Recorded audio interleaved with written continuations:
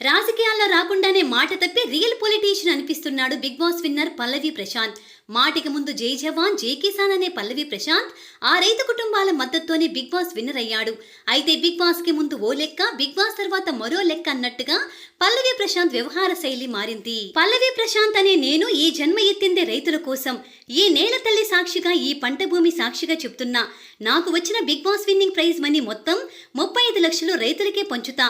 ₹1 కూడా తీసుకోకుండా మొత్తం రైతులకే పంచుతాను.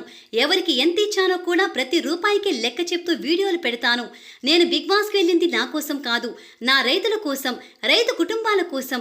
వాళ్ళకి ఏం చేయకుండా చనిపోతా అని అనుకున్నా కానీ బిగ్ బాస్ విన్నర్ కావడం వల్ల నాకు అన్నం పెట్టిన రైతులకు సాయం చేసే భాగ్యం దక్కింది. వాళ్ళకేం చేయకుండా చనిపోతానేమో అని అనుకున్నా కానీ ఇప్పుడు ఆ అవకాశం లభించింది. బరాబర్ మళ్ళీ చెప్తున్నా, నాకు వచ్చిన 35 లక్షల్లో ₹1 కూడా వాడుకోను. ప్రతి రూపాయి రైతులకు ఖర్చు పెడతా అని భారీ డైలాగ్లే కొట్టాడు పల్లవి ప్రశాంత్. సీన్ కట్ చేస్తే బిగ్ బాస్ సీజన్ 7 అయిపోయి దాదాపు 6 నెలలవుతోంది. 2023 డిసెంబర్ 17న బిగ్ బాస్ సీజన్ 7 ముగిస్తే ఇది 2024 మే నెల. అయితే ఇప్పటి వరకు పల్లవి ప్రశాంత్ రైతులకు ఇచ్చిన మాటలను నిలబెట్టుకున్నది లేదు.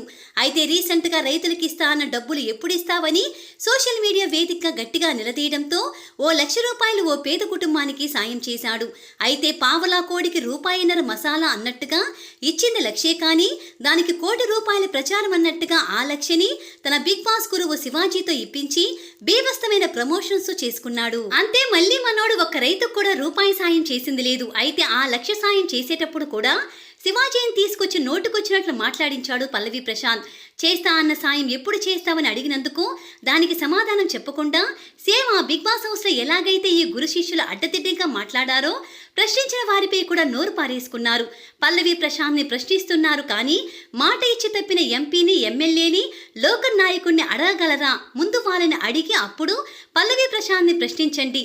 ప్రశాంత్ మాట తప్పితే వాడి అంతరాత్మకి సమాధానం చెప్పుకుంటాడంటూ ఎప్పటిలాగే గురువు కబుర్లు చెప్పుకొచ్చారు శివాజీ. అసలు ఎవరు మాట ఇవ్వమన్నాడు, ఎవడు మాట తప్పమన్నాడు? మొత్తం సీజన్ 7లో 19 మంది కంటెస్టెంట్స్ ఉంటే వాళ్ళెవరిని నిలదీయని జనం ప్రశాంత్ని నిలదీస్తున్నారంటే అతను మాట ఇచ్చాడు కాబట్టే కదా నిలదీస్తున్నారు. పైగా ఎంపీలను అడగండి, ఎమ్మెల్యేలను అడగండి అని జనానికి శివాజీ చెప్పాల్సిన పని లేదు కదా. తప్పు చేస్తే ఎవరినైనా నిలదీయడానికి ప్రజల చేతిలో సోషల్ మీడియా అనే అస్త్రం ఉంది. ఎవరినైనా అడుగుతారు, ఇంకెక్కడైనా కడుగుతారు. అయితే అడగ్గా ప్రశాంత్ లక్ష సాయం చేశాడు. ఆ తర్వాత నుంచి మళ్ళీ ₹1 సాయం చేసింది లేదు. తాజాగా అతనికి ప్రైజ్ మనీతో పాటు 15 లక్షలు విలువ చేసే డైమండ్ నెక్లెస్ ను కూడా బహుమతిగా అందుకున్నాడు పల్లవి ప్రశాంత్. ఆ బహుమతికి గుడిలో పూజలు చేయిస్తూ ఆ వీడియోలను సైతం ఇన్స్టాగ్రామ్లో వదులుతున్నాడు ప్రశాంత్. దీంతో అంతా బాగానే ఉంది కానీ రైతులకు చేస్తా అన్న సాయం సంగతి ఏంటి?